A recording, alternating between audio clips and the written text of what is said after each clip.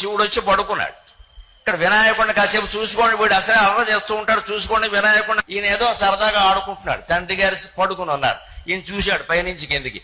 తండ్రి అంతా తెల్లగా ఉన్నాడు, కంఠం దగ్గర నల్లగా ఉంది. అనుమానం వచ్చింది. అమ్మని అడిగాడు, అమ్మా నాన్నగారు మొత్తం తెల్లగా ఉన్నారు, కంఠం దగ్గర ఎందుకు నల్లగా ఉందంటే, ఏం చెప్పంటావు ఆయన చేదస్తపు మొగుడు చెబితే వెంట కొడితే ఏడుస్తాడు. ఎక్కడో విషం పుట్టిందట, క్షీరసాగర మథనం జరుగుతూ ఉంటే అది తాగడానికి వెళ్ళిపోయారు మీ నాన్నగారు. నాయన దేవతలు రాక్షసులు బతిమాల విషం వచ్చిందంటే లోకంలో ఎవరు లేరా, నా మొగుడు తప్ప.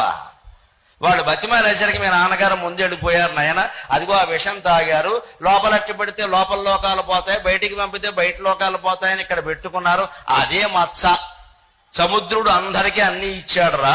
సముద్రుడు విష్ణుమూర్తికి లక్ష్మీదేవిని ఇచ్చాడు, దేవతలకు అప్సరసలను ఇచ్చాడు, ఆకాశానికి చంద్రుడిని ఇచ్చాడు, నా మొగుడికి విషం ఇచ్చాడు రా అని ఒళ్ళు మండి చెప్పింది.